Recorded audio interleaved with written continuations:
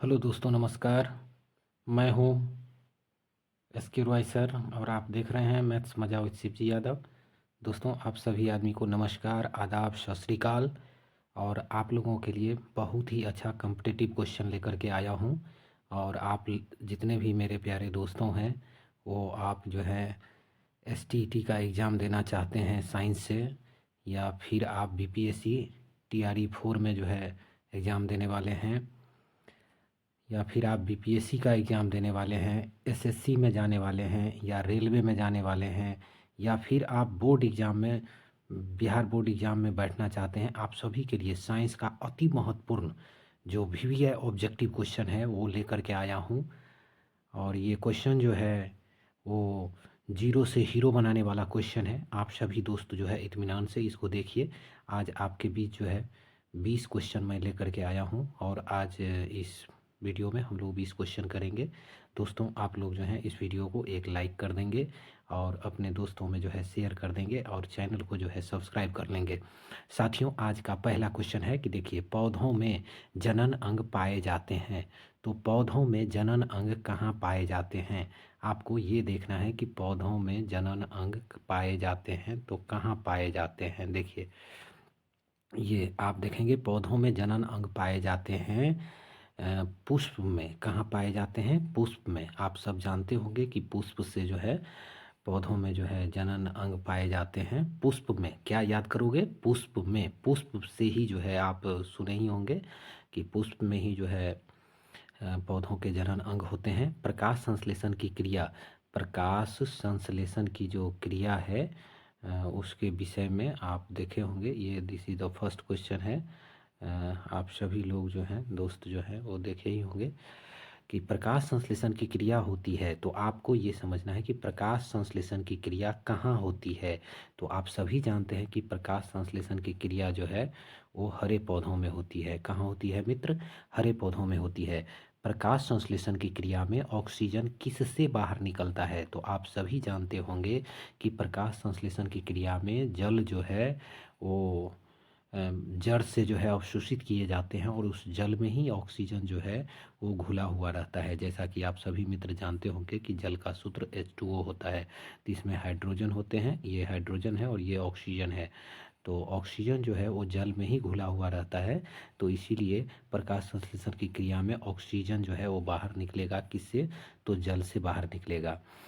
अगला है क्वेश्चन, जठर ग्रंथियाँ कहाँ पाई जाती है? तो आप सभी जानते होंगे कि जठर ग्रंथियाँ, जठराग्नि जिसको कहते हैं, वो अमाशय में पाया जाता है, यानी पेट में पाया जाता है ना। अमाशय को ही पेट कहते हैं। तो साथियों, इसी के साथ हम लोग क्वेश्चन नंबर 5 पे चलेंगे। आपने देख लिया है ना, यहाँ 4 क्वेश्चन आपने देख लिया है ना। तो क्वेश्चन नंबर हम लोग 5 पर चलें। आप जो हैं आपके स्क्रीन पर क्वेश्चन नंबर 5 यहाँ पर मौजूद है ना। आप जो है इसको देख सकते हैं कि 5वां क्वेश्चन जो है वो क्या कह रहा है ना। 5वां क्वेश्चन आप यहाँ स्क्रीन पर जो है आपके पास आ गया है। देखिए, ग्लाइकोलिसिस की प्रक्रिया संपन्न होती है। बाबू, ग्लाइकोलिसिस की प्रक्रिया, ग्लाइकोलिसिस की प्रक्रिया जो है वो कोशिका द्रव्य में होती है, मतलब संपन्न होती है। ग्लाइकोलिसिस की प्रक्रिया कोशिका द्रव्य में होती है। तो चलिए हम अगला क्वेश्चन पर चलेंगे। इथाइल अल्कोहल किस प्रकार के श्वसन से बनता है? तो इथाइल अल्कोहल अवायवीय श्वसन से बनता है। और इथाइल अल्कोहल किससे बनेगा बाबू?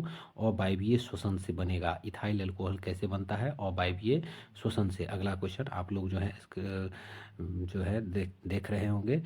सबसे छोटी अंतः स्रावी ग्रंथि कौन है? सबसे छोटी कह रहा है, सबसे छोटी अंतःस्रावी ग्रंथि की बात चल रही है क्वेश्चन नंबर 7 में। तो आप लोग इत्मीनान से देखिए।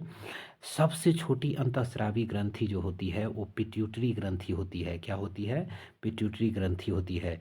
पौधों के वायवीय भागों से जल के ह्रास की क्रिया कहलाती है। पौधों के वायवीय भागों से, पौधों के वायवीय भागों से जल के ह्रास, पौधों के वायवीय भागों से जल के ह्रास की क्रिया कहलाती है। इसको कहते हैं वाष्पोत्सर्जन। घेघा रोग पनपता है। आप सभी घेघा रोग के विषय में जानते होंगे कि ये आयोडीन की कमी से पनपता है। पनपना मतलब जन्म लेना। घेघा रोग क्यों होता है? तो आयोडीन की कमी से होती है। तो चलिए हम लोग चलते हैं नेक्स्ट क्वेश्चन पे। आपका क्वेश्चन नंबर 10 है कि रक्त में हल्के पीले रंग के चिपचिपे द्रव को कहते हैं। तो रक्त में हल्के पीले चिपचिपे रंग के द्रव को कहते हैं प्लाज्मा। रक्तचाप मापने के उपकरण को कहते हैं। तो रक्तचाप जी ब्लड प्रेशर बीपी जकरा कहते हैं। तो बीपी मापने वाला जो उपकरण है यानी मशीन है, उस मशीन का नाम है स्फिग्मोमैनोमीटर। क्या कहते हैं उसको? स्फिग्मोमैनोमीटर। आप सभी जानते होंगे एमीटर, ये विद्युत धारा मापने के लिए इस्तेमाल होता है, तो ये नहीं होगा। स्टेथोस्कोप आप जानते हैं, आला जिसको कहते हैं, है ना, धड़कन जो मापा जाता है, या है ना। लैक्टोमीटर ये तो जानते ही हैं, दूध दूध के लिए जो है इस्तेमाल किया जाता है। लैक्टोबैसिलस जीवाणु जो होते हैं उसके लिए लैक्टोमीटर का इस्तेमाल होता है। चलिए हम लोग चलते हैं। वाष्पोत्सर्जन की क्रिया पाई जाती है। वाष्पोत्सर्जन की क्रिया कहाँ पाई जाती है? तो आप सब जानते होंगे कि वाष्पोत्सर्जन की क्रिया जो होती है वो पौधों में होता है। वाष्पोत्सर्जन कहाँ होता है? पौधों में होता है, जंतु में नहीं होता है। इसीलिए इसमें से ये जो है बी ऑप्शन हो जाएगा। निम्नलिखित में किस में खुला परिसंचरण तंत्र पाया जाता है? देखिए, खुला परिसंचरण तंत्र जो होता है वो तिलचट्टा में पाया जाता है। तो ऑप्शन सी हो गया सही। और रक्त क्या है? तो देखिए, रक्त के विषय में पूछ रहा है कि रक्त क्या है, तो कहेंगे रक्त एक उत्तक है। रक्त क्या है? उत्तक है। अगला है कि मूत्र का पीला रंग किस वर्णक, देखिए पिगमेंट की बात किया जा रहा है कि मूत्र का पीला रंग किस वर्णक के कारण होता है।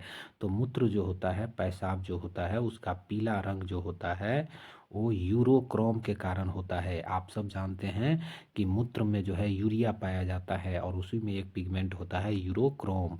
निम्नलिखित में कौन एक उभयलिंगी जंतु हैं? तो उभयलिंगी आप जानते ही हैं, मेल फीमेल दोनों। ये केचुआ में होता है ना। हाथी गाय कुत्ता नहीं, ये केचुआ में होता है। यूरिया रक्त में कहाँ से प्रवेश करती है? तो बाबू देखिए, यूरिया रक्त में जो है यकृत से प्रवेश करते हैं। यूरिया रक्त में कहाँ से प्रवेश करते हैं? यकृत से प्रवेश करते हैं। यूरिया रक्त में कहाँ से प्रवेश करते हैं? यकृत से। बस 2-4 बार आपको पढ़ लेना है, सब याद हो जाएगा। जैव आवर्धन प्रदर्शित करने वाला रसायन है। जैव आवर्धन जो रसायन प्रदर्शित करता है, जैव आवर्धन, वो है डीडीटी। वो क्या है? डीडीटी। डीडीटी जो है वो जैव आवर्धन प्रदर्शित करते हैं। निम्नलिखित में से कौन एक प्राथमिक उपभोक्ता है? आप सभी जानते होंगे कि ये अपघटक, मांसाहारी, सर्वाहारी नहीं, ये शाकाहारी जो जीव होते हैं उसको हम लोग प्राथमिक उपभोक्ता कहते हैं। तो चलिए, आज का अंतिम क्वेश्चन है, 20वां क्वेश्चन है। 20 क्वेश्चन मैं पर डे आपको कराऊंगा। और आप सभी विद्यार्थी, अगर आप बीपीएससी टीआरई 4 का एग्ज़ाम का प्रिपरेशन कर रहे हैं साइंस से, है ना, साइंस से, और चाहे मैथ से, जो भी विषय से कर रहे हैं आप, साइंस का क्वेश्चन तो जानते ही हैं, 8 क्वेश्चन साइंस का रहता है। अगर आप स्पेशली साइंस का तैयारी करते हैं तो उसमें भी साइंस का सारा क्वेश्चन रहता है ना। आप एसएससी का तैयारी कर रहे हैं, रेलवे का तैयारी कर रहे हैं, तो साइंस का क्वेश्चन आपका एक भी नहीं छूटेगा। आप प्रत्येक दिन जो है एक एक वीडियो देखते जाइएगा साइंस का जो है, इसमें आपको जो है बहुत ही क्वेश्चन आपको हूबहू मिल जाएगा। निम्नलिखित में कौन एक भूमिगत जल का उदाहरण है? आप सभी जानते हैं कि यहाँ ऑप्शन दिया है कुआं। तो कुआं भूमिगत मतलब भूमि के अंदर नहीं होता है, कुआं बाहर होता है। जैसे नदी है, नदी भी बाहर होता है। समुद्र है, समुद्र भी बाहर होते हैं। तो जब हम तालाब खोदते, ये तालाब जो है वो बाहर होता है, लेकिन कुआं जो खोदते हैं तो वो भूमिगत जल से जो है आपको मिलता है। तो इस प्रकार आप देखेंगे कि आपका ऑप्शन ए हो जाएगा, है ना, भूमिगत जल कुआं से निकलता है। तो साथियों, इसी के साथ मैं इसके राय आपसे लेता हूँ विदा। Thank you. जय हिंद, जय भारत।